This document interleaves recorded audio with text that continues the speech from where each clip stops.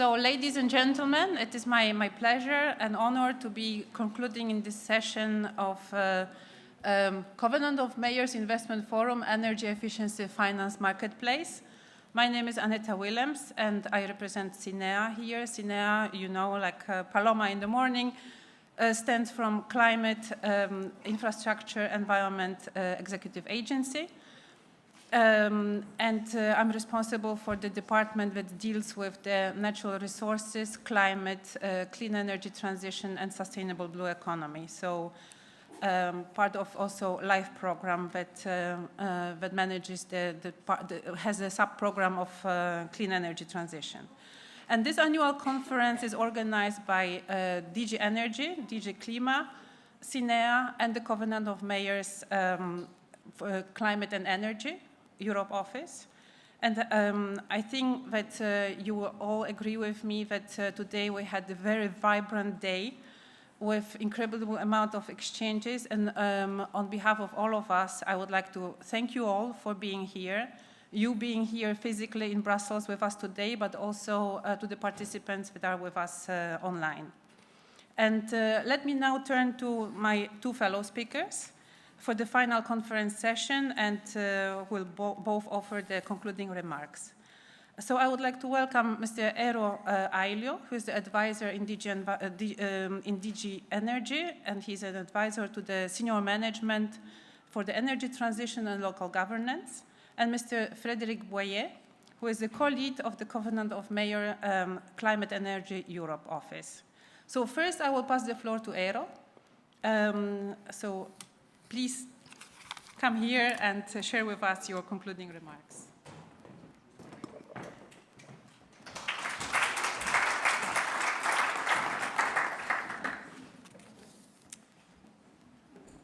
Very good. I always like to do this. You know, you see in the big conferences, all these heads of state, they start playing with these microphones and they look really serious. It's nice, yeah. Okay, good morning. Thanks, Aneta, for the intro here at this hour and this kind of a disco feeling. It's a pleasure to be here. And I think that earlier today, what you have been sort of witnessing here is that is of course, we started off with a policy update from the Commission and also from other keynote speakers, and there we were going through the issues about what's happening on the policy level, what are the feelings and what the cities, European cities, are doing in this area of also innovative area, because we're here to talk about investments and innovations. And I think we also saw references to various types of initiatives, such as, of course, the Covenant of Mayors, but also others, on how those are operating. And then what I found particularly interesting, since I work normally with city initiatives, so that's normal business for me, but it was interesting to see the projects which were presented on heating, cooling, on different topics. That was, at least for me, you know, it's something to take home, and I learned things like that thermos means more than a bottle now in the heating and cooling context, so I will be looking into that afterwards. Anyway, before we go, or before I go further here, so let me take us back a little bit on this, let's say, policy or strategy part. Couple of messages here.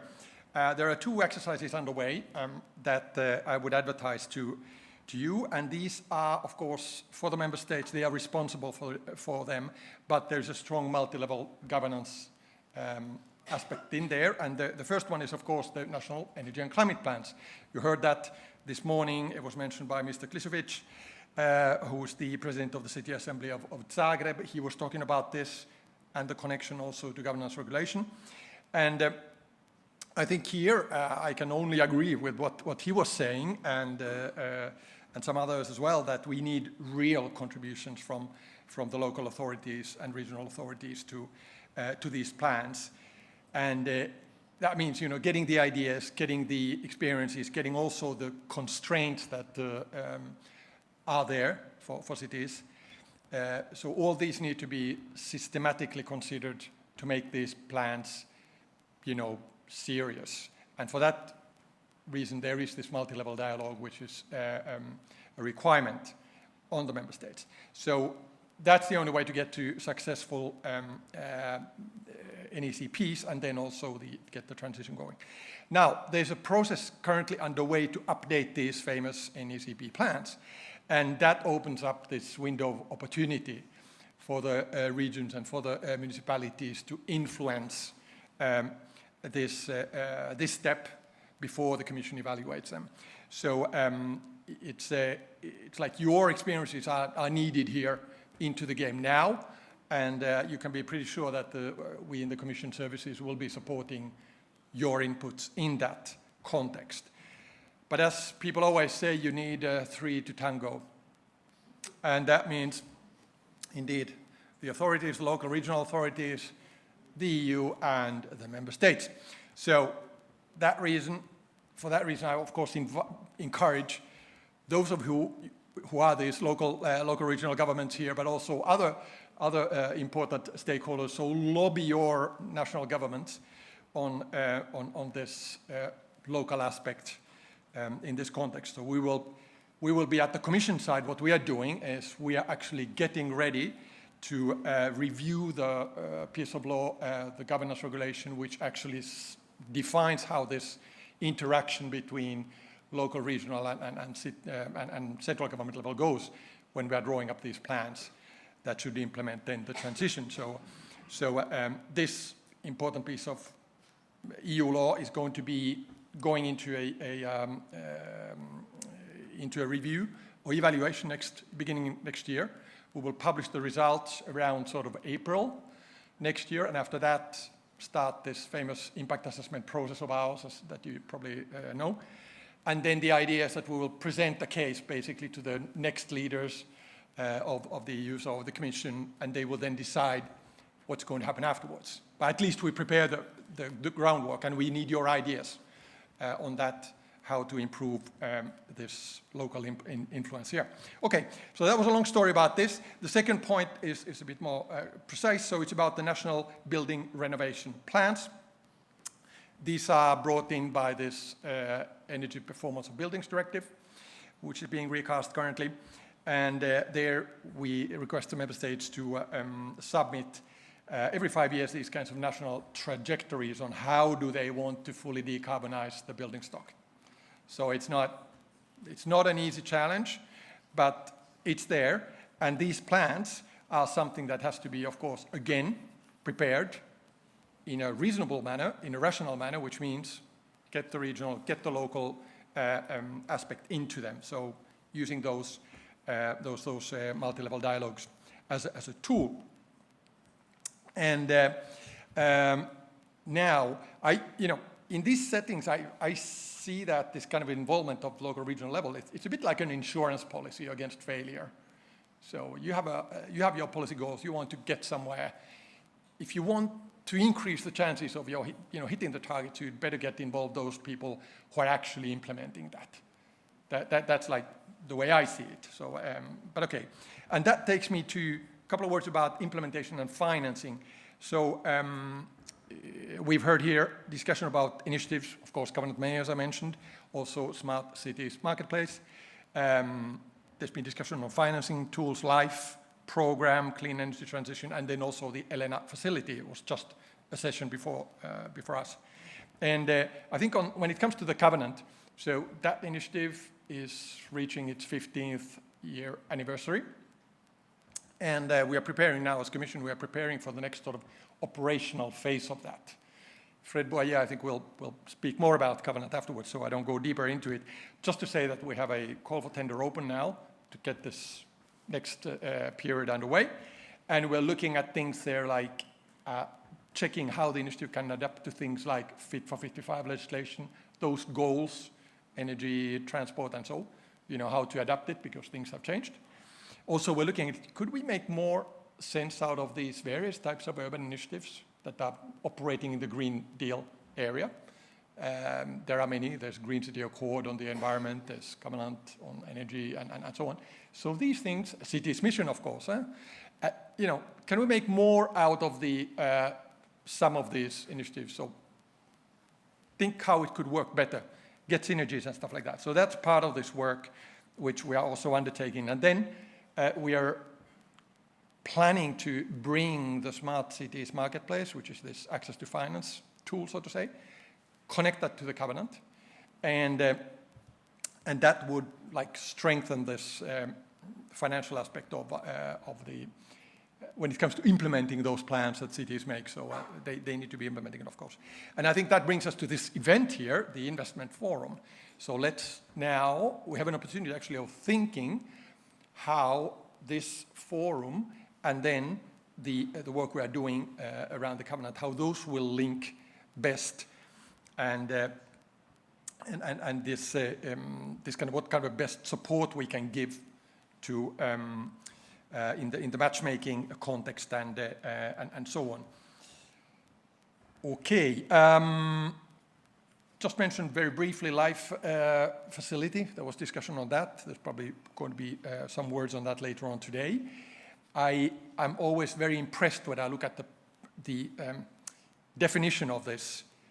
The colleague here wrote it for me here. It says that, okay, we are helping member states, regions, and cities in removing market barriers, improving governance and skills, mobilizing investment, ensuring access to finance, and concretely delivering the energy transition on the ground.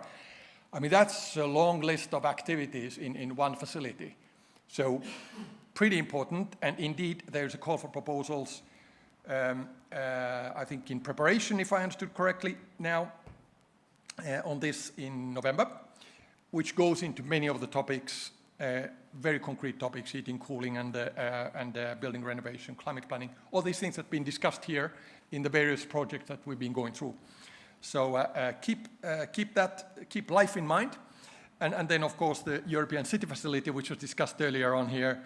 So there's I think there's a call open from the 15th of January to again select new municipalities for that work. And maybe the last point on Elena. So what I think is interesting is that now we know Elena as it started back in 2008. It's been pretty successful in helping authorities to implement projects. So now what is happening is that the EIB and the Commission are together planning to replicate this logic at national level. So create a kind of like national ELENAs, if you could call it, these kinds of project development assistance tools. And that can be smart because countries have different settings, and maybe the one size does not fit all, which is what we of course offer from the center. But that's an interesting thing which is coming up, and so it's worth to keep an eye on this. And then with this kind of a replication at national level, so the same logic is applied also in this European Energy Efficiency Financing Coalition that I believe you heard about earlier on, and which is a new tool in this, call it financial toolbox. All right, so I think that's pretty much what I had in mind. I've been asked to advertise here events also, the Smart Cities Expo World Congress in Barcelona, 7 to 9 November. A lot of activity here from the local initiatives side. It's going to take place there. And of course, you heard about the Belgian presidency event, 15th of March 2024, where we will go into this, how to make more of these initiatives and how to get street-level activity, really like citizen-level activity, into the energy transition. So I hope that many of you will join those events. And now just the only thing to do is to thank very much the organizers here in the room around who've been working hard to make this event happen. And particularly I raise my invisible hat to all of you who are still in the room here. It's late at night, well, late at evening at least, and managing to hang in there until the closing session is something I very deeply appreciate. So thank you very much.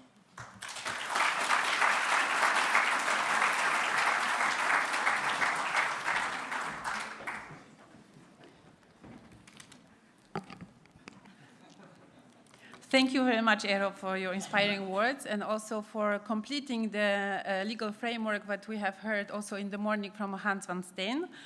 And for your words of appreciations, because we at the institutions, we are also learning a lot from those meetings, from the presentations, from these life experiences that you are sharing with us. So from my side also, thank you very much. And also Eero is also representing the Commission in the Global Covenant of Mayors, so I'm sure all this knowledge will be even used more, and also in the EU mission for 100 climate neutral and smart cities.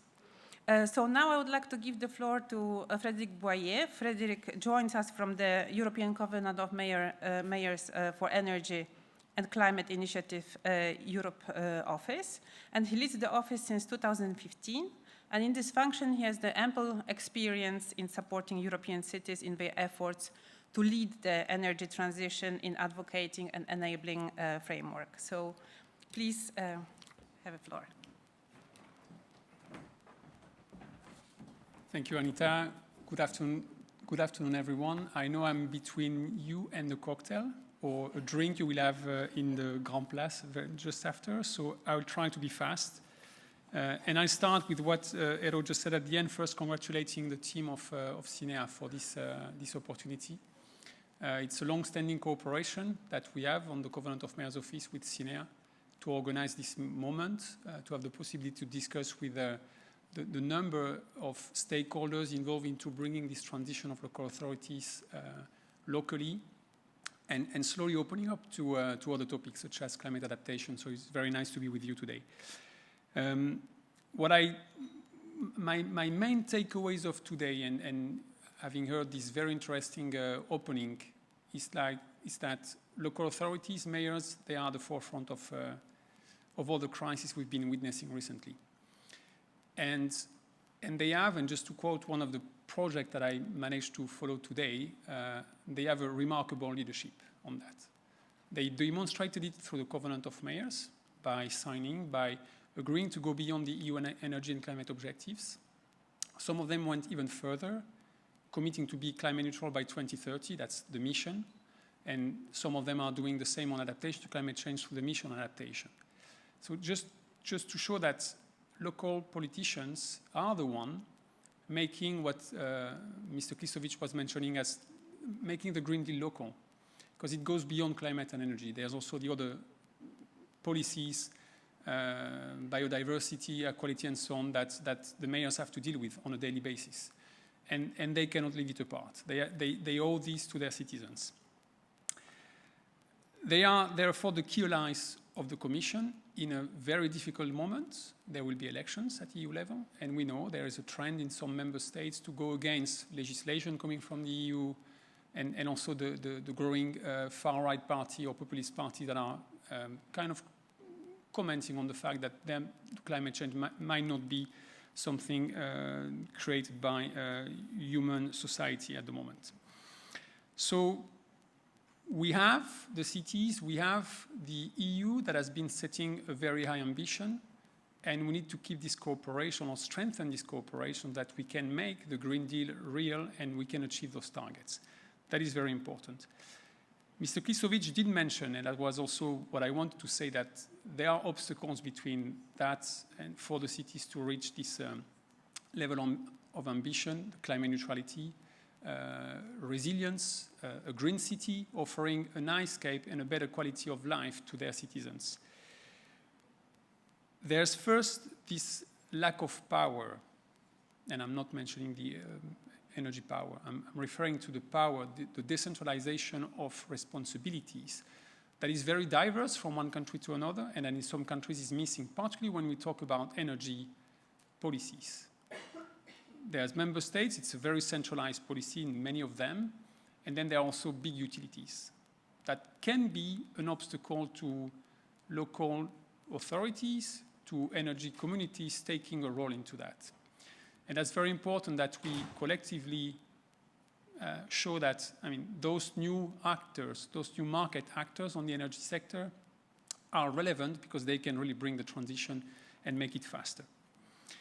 There's then the lack of capacities, and in that there are two elements. There's the financial, and that's the key topic of today, but there's also the human capacity, and Mr. Klisovic insisted on that, the lack of staff. And again, it's also a lack of staff in local authorities. in many of them, not only in Central Eastern European countries, but also in Belgium, where you have some cities who are facing a lack of people who can procure projects. Because to renovate the public building stock and also the private, you need people to make those projects viable before making them bankable. So a lot of things that we need to work on, and where I get a bit of hope is that when I'm coming to this meeting every year and also having discussion with the colleagues of CINEA, we see that there are plenty of projects that you as stakeholders working for cities, working for energy agencies, or other type of stakeholders, you're developing and you're implementing, and they do work. How many SECAPs, Sustainable Energy and Climate Plan, have you been supporting through your projects in the past? And today there was a word repeated by, particularly by the people opening the debate. It's the focus has to be on implementation. We cannot expect more from the EU in terms of legislation. Everything is there. The big targets and all the new obligations that will probably fall upon cities.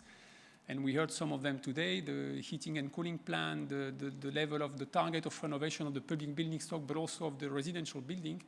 All of that, we'll have to actually pass it through the lenses of the covenant so that a SECAP is fit for that. And then we need you in order to make projects and in order to support the cities. So the covenant, because maybe some people would be expecting that from the Covenant of Mayor's Office. Well, unfortunately, we don't have yet this capacity to do that. So we rely a lot. We rely a lot on energy agencies. We rely a lot on all the initiatives that were mentioned, Smart Cities Marketplace, UCF, and others. And we rely a lot on those live projects, on you, to do that. We need more of that. And again, we're ready to team up and support, make the connection so that we have win-win synergies. Win-win synergies for the EU level, of course, because again, we're bringing politicians. That's the force of the covenant, is to mobilize and to bring cities to commit to climate change and to fighting climate change, But then we will need operators like you and projects to help the cities translating this political commitment into a concrete action plan. And again, key word of the day, into implementation. So we look forward to continuing or strengthening this cooperation with all of you. That's obvious. And well, I was going to mention, you cannot see it from here, maybe just the people online because they have the video, but that's the event that the Director-General of CLIMA mentioned, that Eero just mentioned. This, I want to quote it, it's 550 mayors fit for 55. That's the 15th of March with the Belgian presidency. That's the first time we have an opportunity, and all the EU initiatives supported by the EU initiatives supported by the Commission that are dealing with energy transition or ecological transition are behind that. They are supporting this event. It's an important moment to celebrate and probably to give some recommendations to the Commission in view of a more agile governance of energy, climate, and environmental policies, like Mr. Klisovic was calling for this morning. So thanks a lot, and see you on the 15th of March in Brussels, if we don't see before.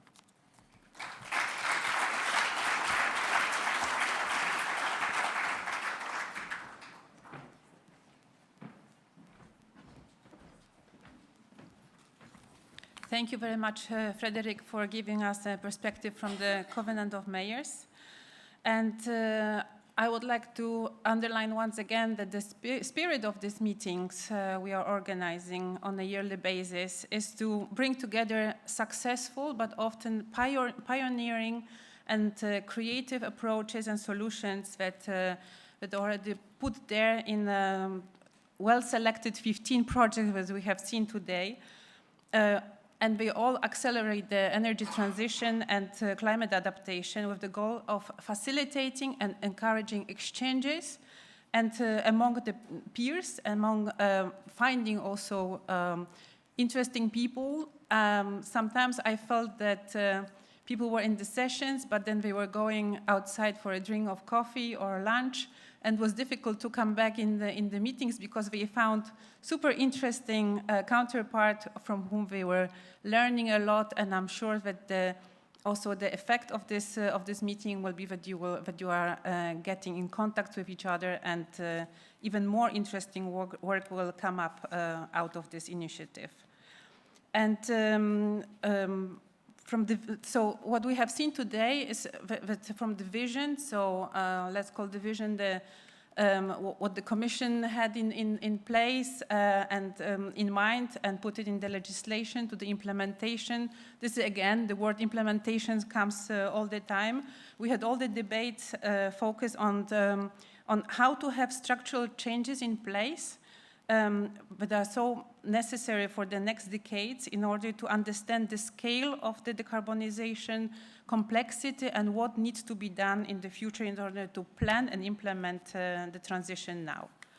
And we have witnessed the incredible variety of innovative solutions. We have learned how stakeholders found more effective ways to access public funding, how they aggregate and bundle their investment programs, and how they use the opportunity to support from technical assistance for innovative and ways of finance.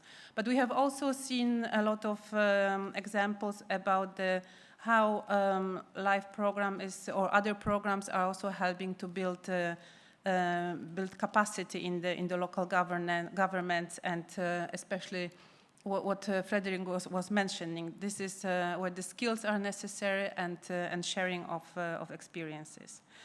So it has been said numerous times, and it does not become less true today, that the role of the cities and regions is tremendous, and notably in the dynamics with their key stakeholders and their citizens. We've heard today district heating operators, ESCOs, renovation companies, energy communities, energy agencies, also finance sector, banks. They are all driving the transition at the local level. And I can only name a few from rich examples we have heard today.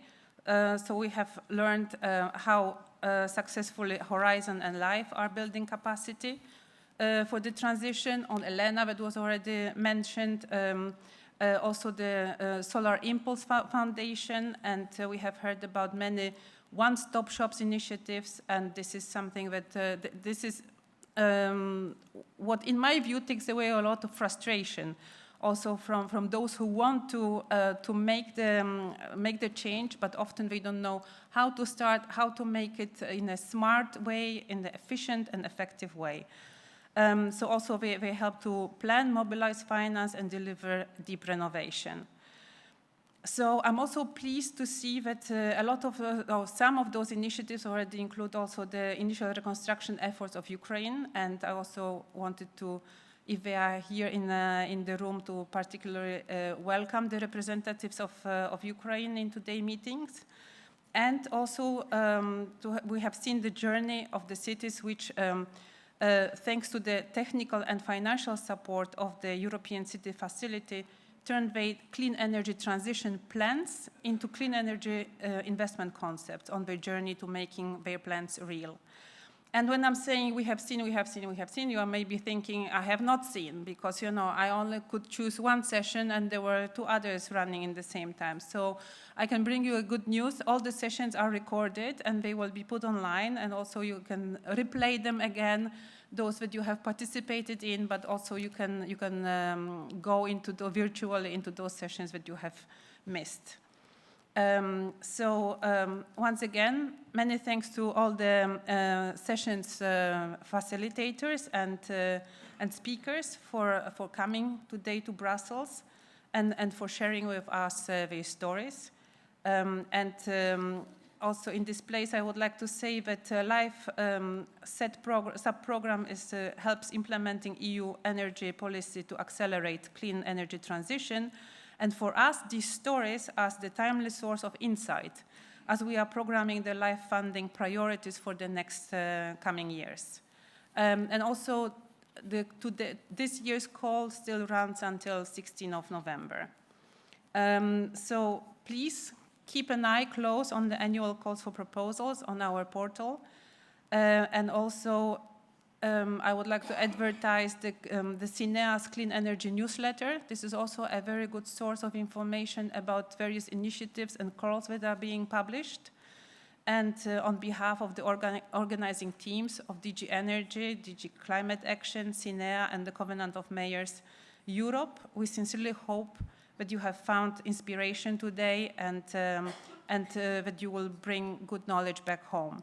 And this leaves me with wishing you a safe journey back and home, and also that I hope to meet you in the next edition next year. And before you leave, I would like to very warmly invite you to share a drink outside in the room. So please join us in the further conversations, and thank you very much for coming, and see you outside.